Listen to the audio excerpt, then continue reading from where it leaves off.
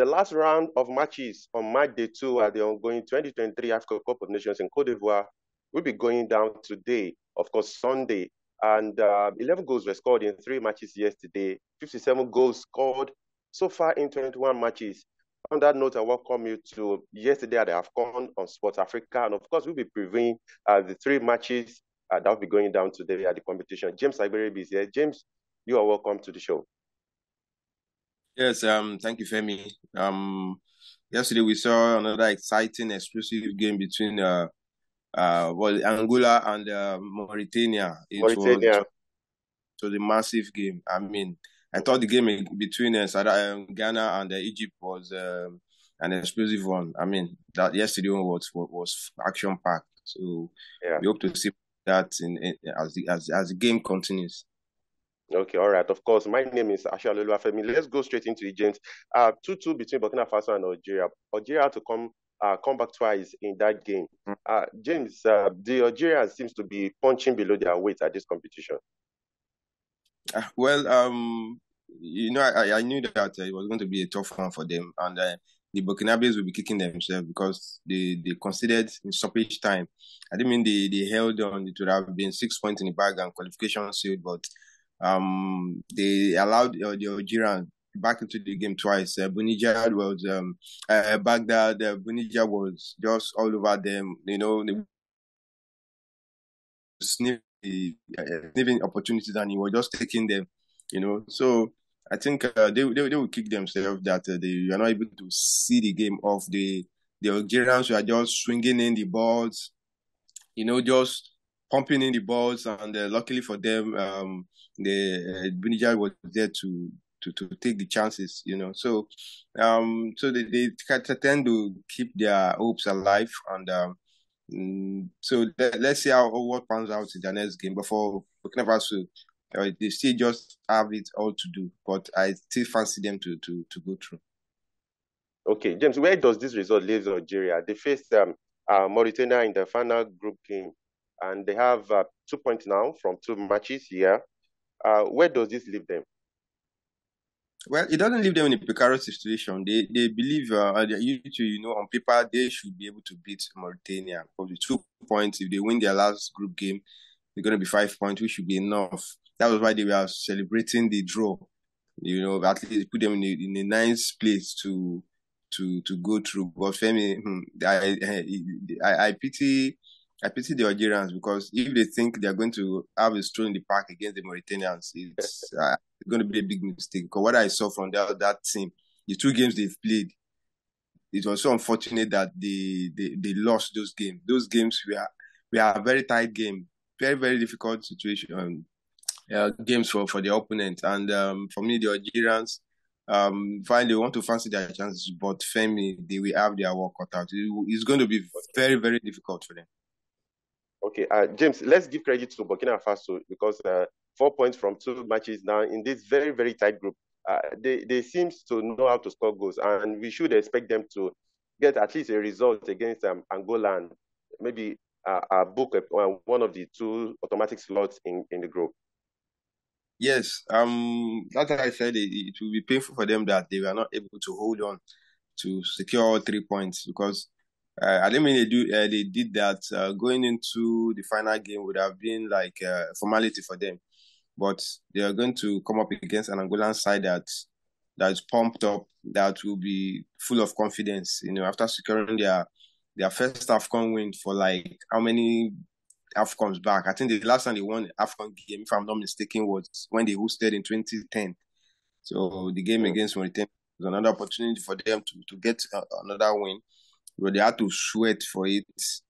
Yeah. You know, so for Faso, it's not all done and dusted for them. A draw should be enough. But where my fear is for them is the issue of goals, because Angola, I think they scored enough goals, so that should be in terms of head to goals difference. I think they should come in terms of goal difference. You know. So let's see how things pans out. This final group game is going to be action-packed, going to be tense, anxiety will be everywhere. Okay, James, let's talk about Mauritania, Angola, 3-2. in favor of Angola. We saw that game was everything you want in an AFCON game. And as things stands, I think Mauritania are out, no point in 2 matches. But I think they can leave the competition with their heads, head high. Particularly, they will be leaving with scoring one of the best goals in the Yeah, competition with that stunner in their second goal. yeah. I was shocked when I saw the goal. He was a bullet of a goal. you know. I think one thing I love about them is their fighting spirit. They never know when to say a game over. They were just going at it, and Even their we first just goal was a classic. yeah. The game was so balanced. It was just so unfortunate that Angola edged it. They didn't go into the game thinking of so okay, let's manage a draw, and they wanted to win. They were just coming all out. They were playing. They were, so it's one of those things. I believe that they would have learned one or two lessons in this kind of competition. And like I always say, these are the kind of games we always want to see. It was full of action. I mean, if you blink, you will miss something. I mean, that goal that I've forgotten his name. The goal is the Mauritanian guy scored. I was shocked when I saw that the ball ended in the back of the net. It was like a rocket. The goalkeeper you know, couldn't stop it. He got his hand on it, but couldn't stop it. Yes, he just couldn't. That to show you the force with what the guy used to hit that ball. So good one for Mauritania. So let's see how they perform in their game against Algeria. I believe that game they're going to give everything, even though they know that they're going home, but they want to leave with their heads held high. And Algeria, we have their work cut out. Okay, James, before we leave the group, Angola have 4 points from 2 matches, and I think they should be able to. This group might likely produce one of the 4 best placed teams in this competition, or one of the 4 best placed teams in the competition. It's very, very tight in this group. Yeah, very tight. And we might see 3 teams ending with 5 points. So what we now separate is number of goals scored. So that's where the whole drama will be settled. So, and I mean it's good. It's good for African football that even the teams that we tell the small teams they came up and they gave a good fight. So even when they are not winning, but at least they don't have, you be sure that you're not going to get it easy. And that's what Mauritania shown in this competition, that they have what it takes to match any team. And so just like what you said, I think we are going to get one of the 3rd best placed teams in this group, and I believe that they deserve it because it has been fantastic from this group. Action pack, goals galore. No team is laying down for others to roll over them. It has been very, very tight contest. The game Mauritania played against they had to wait till the last minute before Bertrand Traoré scored a late penalty. And we've seen it all in this group, and you're going to see more in the final group games. James, let's go to Group E now. Tunisia, Mali ended 1-1. The Tunisians needed this game, particularly following their defeat to Namibia. But shockingly, just after 10 minutes, they found themselves trailing again. Well, they came up against a Mali side that is a very good side. It's a side that defeated South Africa, and they went into that game full of confidence. But a good one for the Tunisians, at least they didn't allow the early goal to affect them. They were able to fight back and got the equalizer. And it became a tight affair. It was a tense match because the two sides, they were trying to, get the winner. But, I mean, the defense and, every other department in the game, everybody stood tall. And that will show you how tight that game was, Okay. So I think a 1-1 draw was a fair result for the two teams. So it means they still have it all to do in the final group game. Okay, Jim, let's talk about Tunisia. They have a very uphill task now in their last game against South Africa. Today, we'll be looking at, of course, what South Africa will also get from Namibia. But going into that game, it will be both of them will be needing a result. But Tunisia, particularly, I don't know if they've disappointed you so far in this competition. Femi, I won't say they disappointed me. They've came up. They've played against teams who are pumped up too. Fine. On paper, you feel the game against Namibia, they should have taken it, and unfortunately they lost. So that's another aspect. That's one area they will be looking at. Like that's where they've messed everything up, because as it is now, it's going to be very dicey for them. I don't see them as overwhelming favorite against South Africa. Because the South Africa lost their first game and they want to do everything to stay in the competition. And so they shot themselves in the foot by losing to Namibia, a team that on paper you expect them to beat. So the Tunisians, we just have to do everything possible now. That's why they were just trying to do everything to win against Mali, but unfortunately that didn't happen. So the worst that will happen to them now is to get 4 points and not just winning. They have to win well, because goals too might at the end of the day count in the game against. Okay, James, let's go to matches that will be taking place today. Morocco versus DR Congo. Morocco won their first game 3-0 against Tanzania, very emphatic. While DR Congo drew against Zambia. Are we likely going to see an upset today? It's been a few days now. We haven't seen an upset in the competition. Morocco, the game against their first game, I think it took a red card before they went full throttle and and they got all the 3 points. But now against the DRC side that will drew their first game, so it's going to be difficult for them. It's not going to be showing in the park just like in their first game. DRC will want to try and get something from this game. After they are drawing their first game against Zambia, so they will feel that at least they can do something against Morocco. Though on paper you want to give it to Morocco, but with what we've been seeing in this competition, nothing is guaranteed. You have to work for every point that you get, every win. You have to sweat for it. You can ask teams like Angola, you can ask teams like Burkina Faso and the rest how they've gone about it. Even the Super Eagles, ask them against Guinea, ask Ghana. So today Morocco with DRC on paper Morocco, but Femi. Okay, of course, a win for Morocco today will see them in the knockout phase of the competition. Where for DRC, it will be difficult because particularly the way they conceded against Zambia in their first game, that was almost like a schoolboy error in there. Let's go to Zambia versus Tanzania, James. A defeat today will see Tanzania. They will have to start packing their bags and going home. Then their last game will just be a mere formality. Are we likely to see any fight from Tanzania playing against Zambia? Particularly, there's been so much hype about Zambia. But are we likely going to see a fight from Tanzania in this second game today?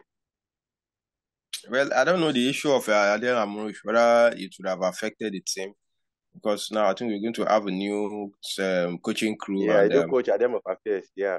That might have taken something out of the team, This is somebody that qualified them for the competition and he's no more there. So I think that would be...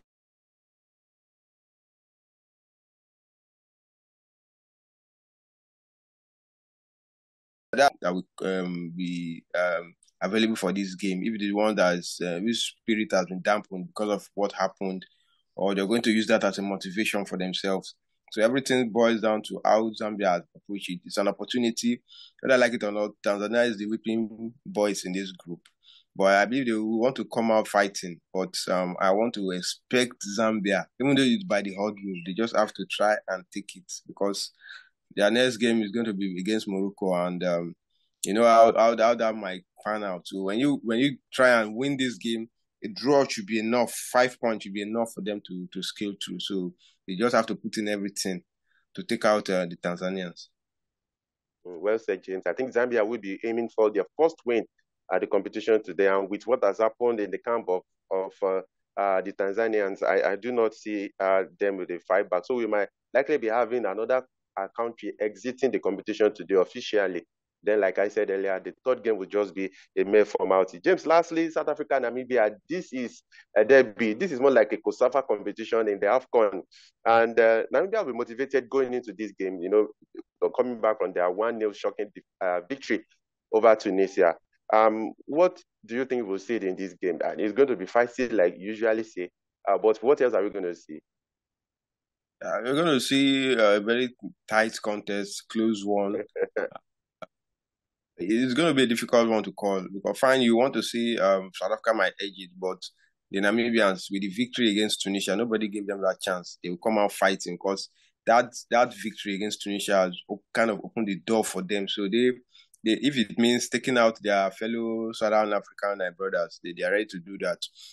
So it's going to be a close one. So we don't know how South Africa will react after falling to Mali. So Mali, coming yeah. up team that you think they will win, but they've been meeting each other for a very long time, and they know themselves in and out. And a draw, I think Namibia might even want to play for a draw might even be enough for them, because getting off with a win against Tunisia, every South Africa has everything to do. They just have to come out now and play. Whether they will be able to do that, as on another thing entirely. James, like you said, South Africa need a win in this match. A defeat will mean that they would potentially be going home. And let's look at it. This is a competition they didn't qualify for the last time in South Africa. How would that sound if South Africa exit the competition? It's not going to be palatable because hopes were high coming to this competition, and unfortunately they ended up on a disappointing. They kicked off the competition on a disappointing note, losing 2-0. That's why the fact that they were on the ascendancy against Mali in the first half before they now lose team and they allowed the Malians to take over. So they will be fancying their chance against Namibia, but for me, this is a very difficult game to call, especially when two teams coming from the same region, fine, one has more of an achievement, but when it comes to local derby, a lot of things are thrown out the window, and maybe I can just look at the fancy their chances that this is an opportunity for them to gather in the point that will be enough for them to scale through from the group stage. So I'm looking at a very tight contest. It's going to be very difficult for the South Africans. Okay, of course, Namibia, they've shown that they are not a pushover, particularly in this competition. For the fact that they were able to qualify for the AFCON, it's enough to prove that they have some strength. And now, recording that famous one victory over Tunisia, it's another achievement entirely. James, finally, let's talk about Go Bruce. He's going to be under immense pressure. Even if he gets a draw in this game, he's going to be under immense pressure. Remember the time that he has been given by SAFA to put a team together. Even when they didn't qualify for the 2020 FIFA World Cup, he was allowed to continue with the focus of putting together a team for this competition. Lost the first game. Now this game, more like a local derby. If he doesn't get 3 points today, it might prove disastrous for the Bafana Bafana. Yeah, it might prove disastrous because after losing the first game, they will expect the team to bounce back against Namibia. And it's going to put more pressure on the coaching crew. So you just have this work out. You just have to earn his pay now. Come up with the best tactics because it will be on. It won't sound nice that in the group that had Namibia, South Africa, that the Bafana former champions now crashed. I couldn't even get out from the group. So they will want to use this opportunity to bounce back, and Ugo Bruce. He has his work cut out now. He just has to come up with something magical to overcome Namibia. I know he has an idea of how they're going to approach the game, how they're going to play, but let's see how things come out. Maybe you would have learned one or two things from the first game, and then let's hope that you're able to bring that into today's game so that they'll be able to stand the chance of progressing from the group. Okay, of course, today will be a redemption day for the likes of Pesita, who missed that very crucial penalty against Mali in their first game. James, thank you so much for your thoughts on the show today. We appreciate it. Thank you. Yeah, thank you, Femi. See you tomorrow. Yeah, so hopefully tomorrow, Amadou Gon Coulibaly should be able to join us on the show. Our fans across the world, we appreciate you so much for your support, for your company each time on this show. Thank you, thank you, thank you. I hope you're enjoying AFCON wherever you are, whether you're in Africa or in diaspora. Of course, the competition is still going on strongly in Cote d'Ivoire. Like I said earlier, today is the last day of the second round of matches. Then from Monday, of course, we have action in Group A, where Nigeria, of course, and the host Cote d'Ivoire will be in action. I remain Ashalula Femi Kayode. Tomorrow, We'll return with another yesterday at the World Cup, at the AFCON. I don't know why I'm saying World Cup. Of course, I can't wait for 2026. But this time it will be yesterday at the AFCON. And of course, we're previewing matches tomorrow. We'll see you. Bye for now.